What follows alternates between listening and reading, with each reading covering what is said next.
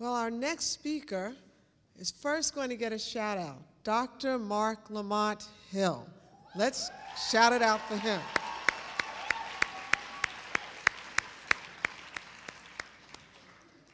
Dr. Hill almost needs no introduction. He's one of the nation's leading hip-hop generation intellectuals. Since 2009, he has been an associate professor of education at Teachers College at Columbia University. His research focuses on the intersection between culture, politics, and education. His newest book is entitled The Classroom and the Cell, Conversations on Black Life. How many of you have it? All right. If you don't have it, you know you need to get it. He also is the host of the nationally syndicated television show, Our World with Black Enterprise, which airs on Sunday mornings on TV One. He also provides regular commentary on CNN and MSNBC. Basically, Mark Hill is a Renaissance man. In addition to all of his other accomplishments, he also holds a PhD with distinction from the University of Pennsylvania. And last but not least, he's on our side. And that's what really, really counts. So now that I've introduced him, we're searching for him. There he is. So let's have a warm welcome for Mark Lamont Hill. Thank you. Thank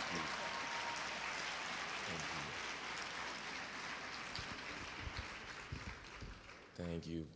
Free the Lamb. Free Mumia. Free CC McDonald. Free them all. Free them all. It is honestly and truly an honor to be here with you all this evening.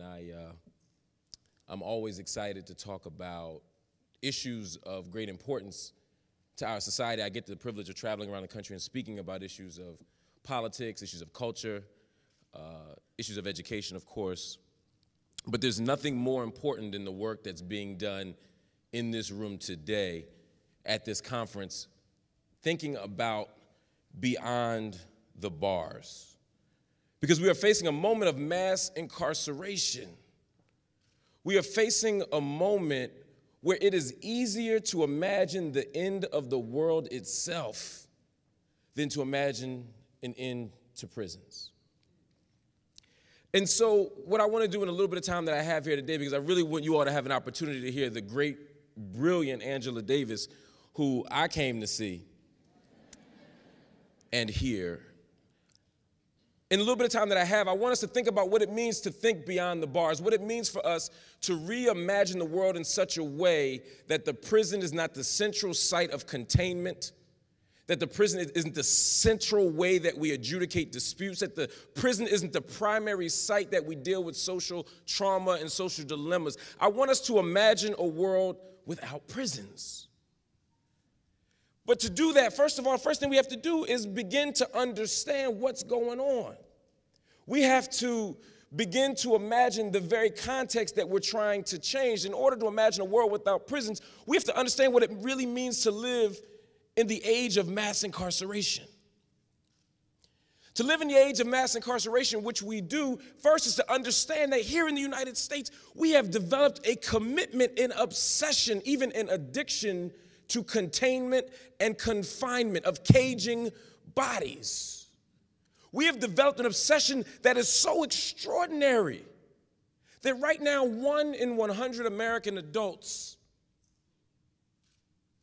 is incarcerated. 1 in 100 American adults. Those numbers are stunning and shocking on their face, but if you were to then drill a little bit deeper and juxtapose the American confinement numbers to those of anywhere else in the world, you go to Canada, we got more. Go to Canada and France, add them up, we got more. Go to Canada and France and Germany, we have more. You go to Ireland, you go to Norway, you go to France, add them up, we have more. Some of y'all get George Bushing on me and say, yeah, but that's because that's the first world. You go to the global south. Go to the so-called third world and see what they have. Well, let's try it. Let's go to George Bush's axis of evil. Let's go to North Korea. Let's go to Venezuela. Let's go to China. Let's go to Cuba. Let's add them all up, throw in Afghanistan, Iraq, and Iran. You add them all up, and we have more. We have developed an obsession with incarceration that is historically unprecedented. And then when you add that elephant in the room of race, the numbers become even more stark. You look up and you say, wait a minute, 1 in 3 black men between 20 and 29 on parole, probation, or incarcerated. Black women, the fastest growing population of incarcerated bodies. You say, wait a minute. Latinos, the numbers are not very, very different from black bodies. 1 in 5 between those 20-year-old age brackets. We have obsessed with incarcerating our citizens. That's what it means to live in the age of incarceration. To live in the age of incarceration is not just to incarcerate lots of people, but it's to develop a logic that says that incarceration is the answer. Over the last 30 years, we have shrunk the state. Well, in some ways, we've shrunk the state, right? The military keeps getting bigger. Welfare checks for corporations keep getting fatter. But we've shrunk the state in ways that divest from the people that need it the most, and incarceration has become the replacement for social investment. In the 1980s, Ronald Reagan took out community-based funds for mental illness. So people who were getting mental health treatment in 1980, by 1985, were on the street. And then we made it illegal to be on the street. You go to New York, you go to Philadelphia, you even go to less relevant towns like Connecticut, and what you see is what? I'm just saying. You go to those towns,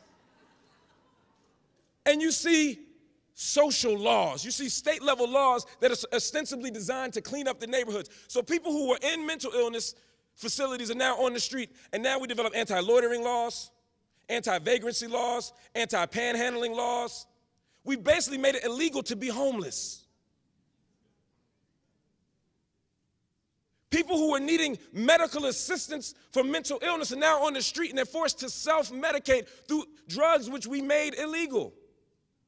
And then magically at the very same time, crack hits the streets.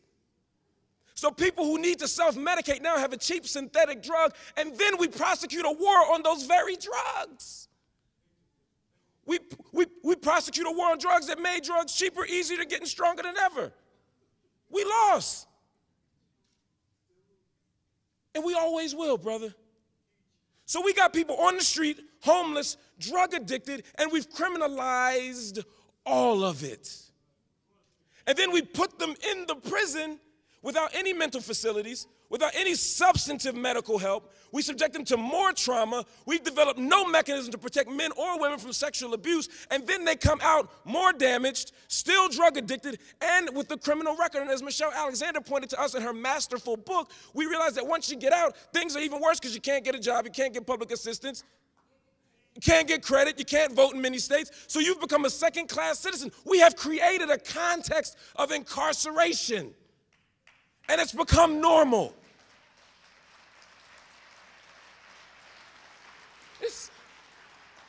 This is what it means to live in an age of mass incarceration. It's not just that we lock up a bunch of people, it's that we've normalized incarceration as the mechanism. We have built more prisons than ever. The only sustainable form of public housing that has been expanded and developed in the last 30 years has been the prison.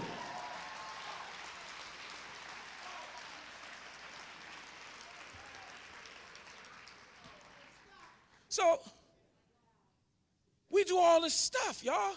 This is the age of incarceration. And then against our young people, we've prosecuted the war even tighter. Here in New York, we got curfew laws. We have stop and frisk. Or was it stop, question, and frisk? They don't ask too many questions, though.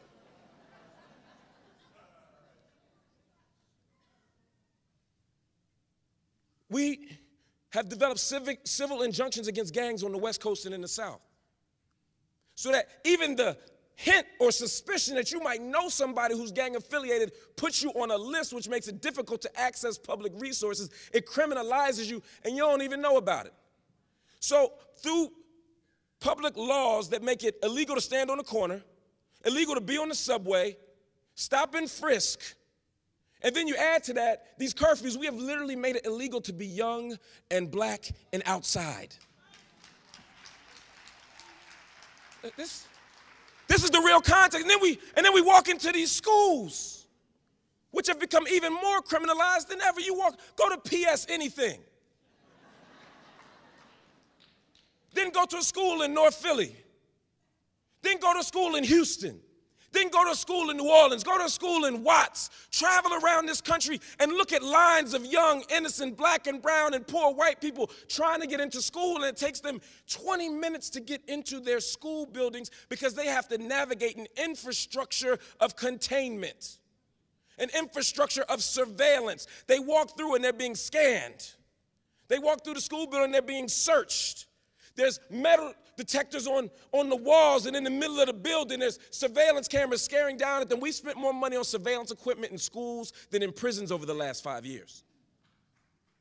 We have a parole officer, a probation officer, a school officer, a real police officer. They're all there watching us, surveilling us, dogs sniffing between our children's legs, people digging in our lockers, searching us, and it takes us 20 minutes to get into the school because of all that surveillance, and when we finally get into the school, ain't nobody stopping us from leaving. Think about it.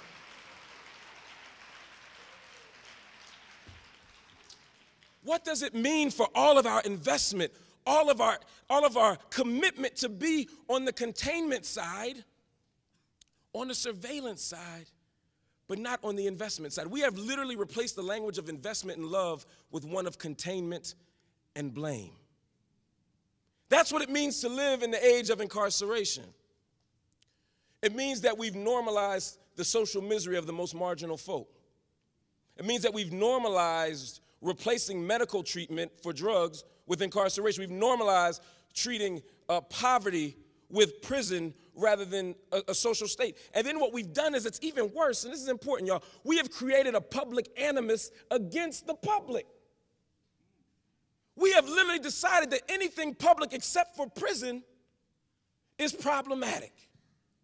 How does that happen? Well, we paint the public as black and brown. What they do is they decided that anything that is public is black and brown so that y'all will vote against it.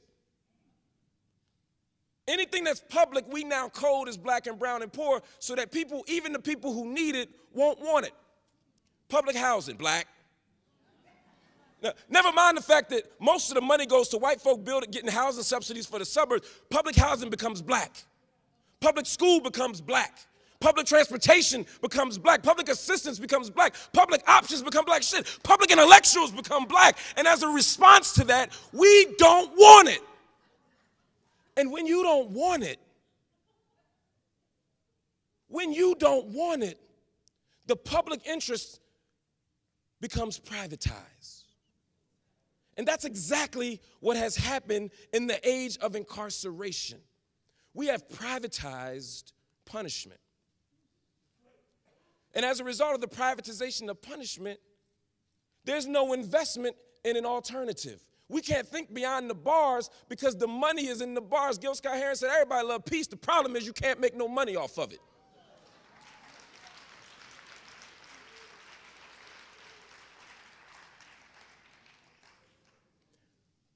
While I was writing the book with Mumia Abu-Jamal, that book, The Classroom in the Cell, Conversations on Black Life in America, is a book that I co-authored with Mumia Abu-Jamal while he was still on death row. And I remember, and I'm going to take my seat in a second, but I remember being there. And I went to Waynesburg, PA to see him. This is before he was off of death row. And I remember going there doing a guard change, a shift change. There was a different set of COs coming in.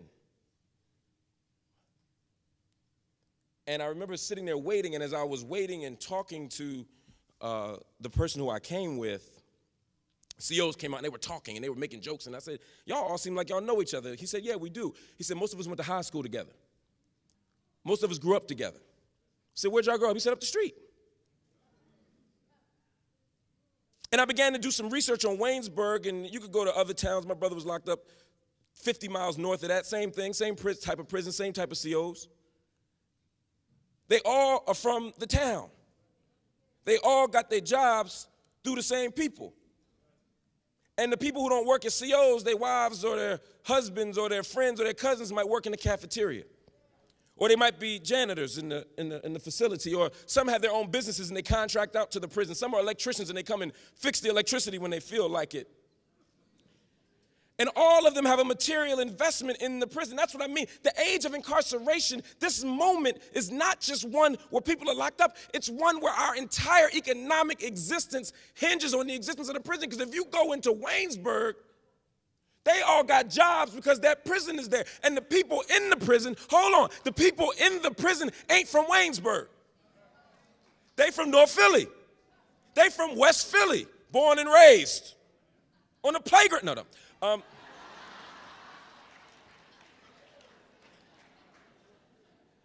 And so these people move from the parts of Pennsylvania to real Pennsylvania, and then they go from these two extremes of Pennsylvania, Philadelphia, and Pittsburgh, and they go to the part of Pennsylvania we call Pennsyltucky, the red part of Pennsylvania. And these 5 or 10,000 black people, black men mostly, but increasingly black women, now descend into Waynesburg. So now the town of Waynesburg no longer has 5,000 citizens, it has 15,000 citizens. So now because Waynesburg's population has tripled, they get more money. They get more roads. They get more schools. If they get enough people, they even get more congressional representation. And so Waynesburg actually grows and builds and develops on the backs of prisoners who are in that prison and are not being represented. This is the reality. So then you get that job as the congressman and an anti-drug bill comes before your presence, or a decarceration initiative comes before your desk, and you have the option to liquidate prison. Your job hinges on you not doing that. The people who voted for you want to keep those jobs. In fact, they might want to create new laws to bolster the prison. And this is the thing y'all got to know. This is not new. Read Frederick Douglass. Read W.E.B. Du Bois. Read about that convict lease system where prisons were gone and we needed to figure out what to do with these people. So they gave them to former planters and former plantation owners and other private interests, and suddenly they found jobs for them and had no regard for their well-being. And suddenly when they realized they could make money off these prisoners, crime increased. They found more prisoners. This is the problem with the notion of late capitalism, which allows us to believe that private is okay.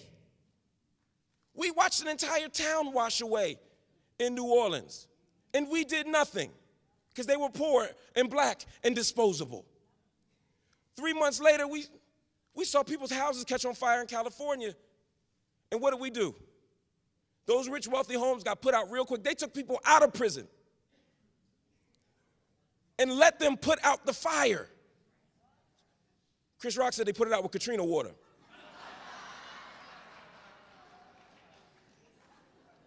But those same people, but here's what's jacked up about it. Not just that these prisoners were forced to risk their lives to put out the fires, both literally and metaphorically, of rich white folk, but those same people, when they get out of prison, will have a felony record and can't become firefighters.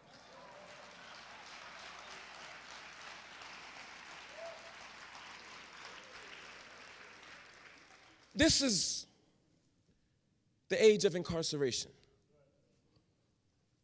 This is the reality that we face. I could talk on and on, but I won't. I'll just say that the fundamental question that we have to wrestle with at some point, because at some point we all just preaching to the choir, although choir needs to be preached to sometime as well, is we have to figure out, what do we do? What do we do? Well, we have to ask different questions, family. We have to ask different questions. We cannot allow the conversation to continue to just be, why are these people getting locked up? Some of y'all look smart. Y'all go to Columbia.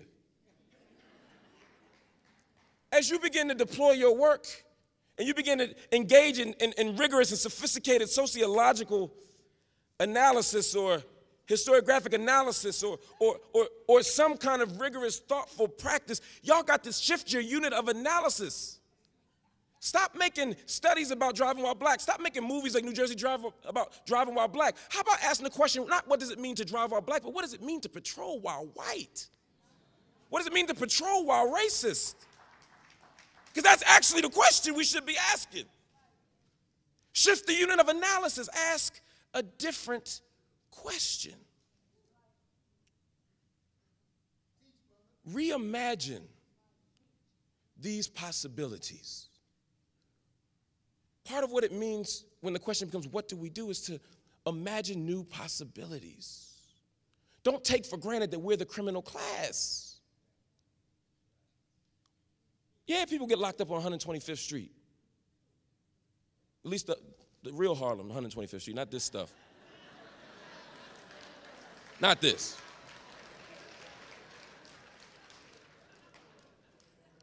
But ask yourselves why, not why do these people, if I teach at this esteemed institution, we could do a raid on this campus right now. How many people will we lock up for after midnight for public drunkenness, public urination, simple possession of marijuana? I could go on. We don't look here. We had some drama at Barnard last year. Y'all ain't heard nothing else about it. There's a reason for that. 80% of New York State prisoners come from 3 counties, and there's a reason why. It ain't because we're more prone to criminality. It ain't because we're worse people. It's not because our children were produced in a net of criminality. It ain't because we're slow runners. We can't run from the cops no more. It's none of that. It's that we've made a decision to target certain populations. People don't commit crimes, they commit acts. And certain acts get criminalized, and certain communities get criminalized. We have the power to change that. Finally, when the question becomes, what do? We must organize. We must organize. We must organize. It feels good to be with y'all. I promise it does. It feels good to talk to y'all. It feels good to learn with y'all. It feels good to build with y'all. But when we leave here, if all we do is tweet and poke each other, whatever that means, and like on Facebook, then we have wasted our time. We have wasted our time.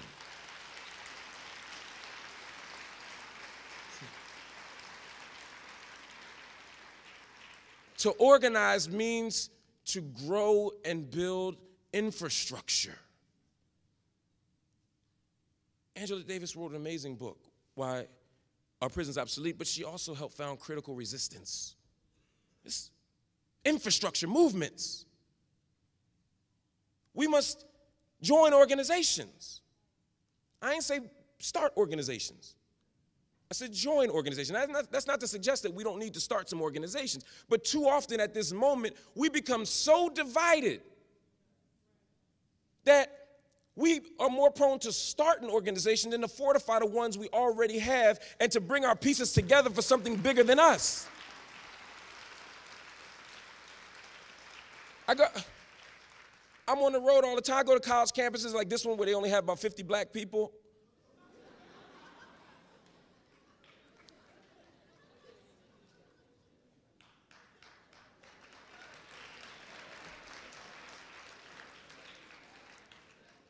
$50 black people in 25 organizations. And everybody's president and vice president.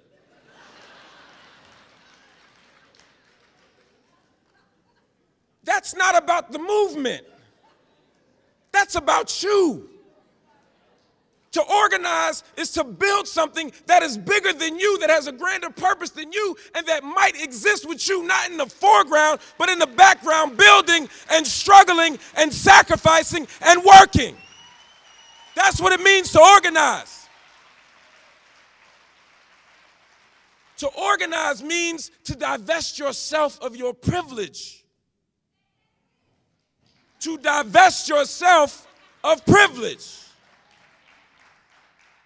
When Du Bois wrote his, I would argue, the most important work of the 20th century, Black Reconstruction, he framed the book in many interesting ways, and it really set the stage for everything from critical whiteness studies to urban sociology to Marx's historiography, but those first 3 chapters are fascinating to me because he dealt with the question of the slave and the white worker and the planter, and he fundamentally was wrestling with the question of why would a white worker side with the planter, the managerial class, as opposed to the slave? Because as long as slaves exist, slave masters don't retire, right? So as long as slaves exist, the white worker is going to be priced out of the market. Why would you, white worker?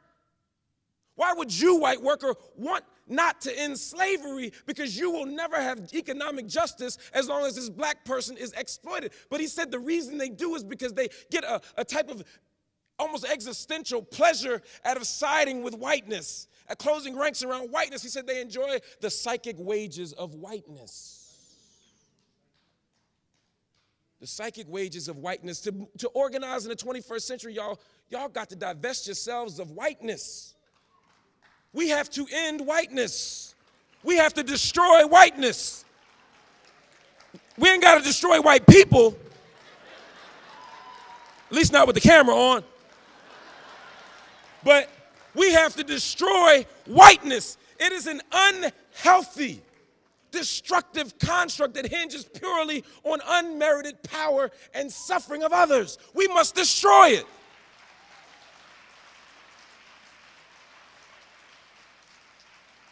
We must destroy male privilege. There can be no movement that is shot through with hypermasculinity. 21st century movement politics has to be different. We cannot shut down the prison as long as we continue to normalize charismatic male leadership. And yes, I see the contradiction in me saying that while I got y'all cheering at a microphone. I get it. But part of what that means is for us to critique and challenge each other and be willing and open to hearing that. We must destroy male privilege. We must destroy whiteness. We must destroy misogyny. We must destroy homophobia. We must destroy heteronormativity. We must do this. We cannot end the prison if we don't kill those isms.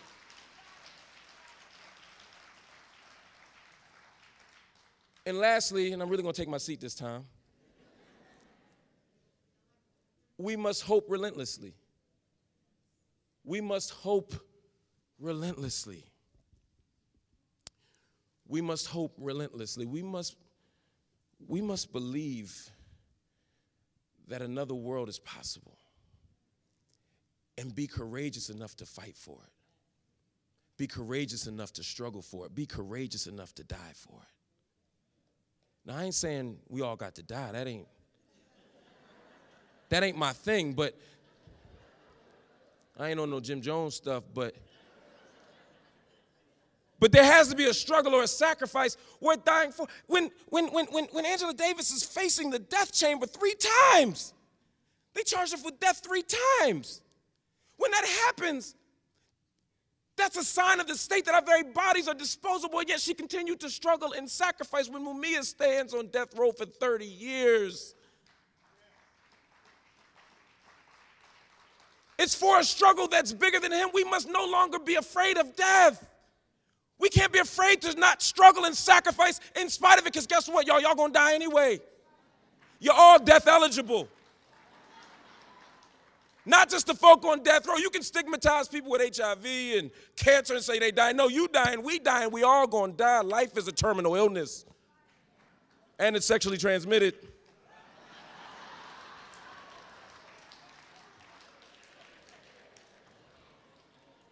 So instead of trying to find ways to deny, duck, or dodge death, let's find a cause and a commitment worth struggling and dying for. Let's put our bodies on the line for this project of ending prison, of ending mass incarceration, of engaging in excarceration and decarceration. Let's hope relentlessly, and family, don't get down when we lose. Like my brother Kweli said, even when we suffer losses, I count the victories. Because we must count those victories. We must not sit here and just look at the 2.5 million people in prison and say we lost. Let's look at the fact that over the last 8 years, the numbers have dropped. Let's look at the fact that through the work that's being done, people are healed. People are getting protection. People are getting refuge from sexual assault. We are fighting and we are winning. Whenever we fight, we win, but we must continue to struggle and sacrifice against the odds. And some of you are so ideologically pure that you forget the fact that sometimes we win anyway. When Mumia was taken off of death row, people said it couldn't happen. There was no evidence that Mumia was going to be off of death row. His appeals were exhausted. The court said no. The court of public opinion said no. Every law that he showed to show that they were wrong, they ignored. And yet we continued to struggle. Pam Africa continued to struggle. Laura Whitehorn continued to struggle. Sophia Elijah continued to struggle. Millions of people around the world continued to struggle. And in December of 2011, Mumia was moved off of death row.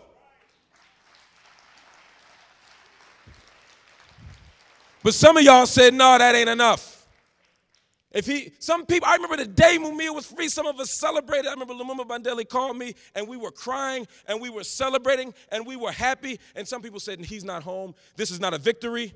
We can't count this. We should reject this. We should not be happy that Mumia is still in the system, even if he's off of death row. And I felt bad for feeling good. And so I went to see Mumia about 2 months later.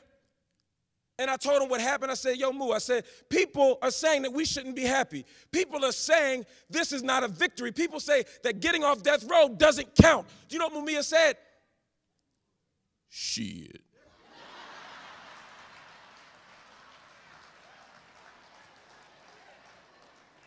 He said, anybody who say that ain't been on death row. He said, I haven't been able to touch my children for 3 decades. I haven't been able to hug my wife for 3 decades. I have grandchildren who I've never even been able to smell. I have had no access to people for 3 decades. You all sacrificed. You all struggled. And now I have lived. This does count as a victory. We must count those victories even against the odds. In fact, because of the odds. That's what Baldwin was saying to my dear sister Angela Davis.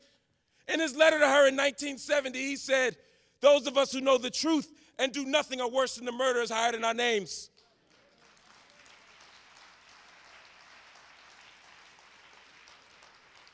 He said, those of us who know must fight for your life as if it were our own, which it is, and obstruct with our bodies the corridor to the gas chamber.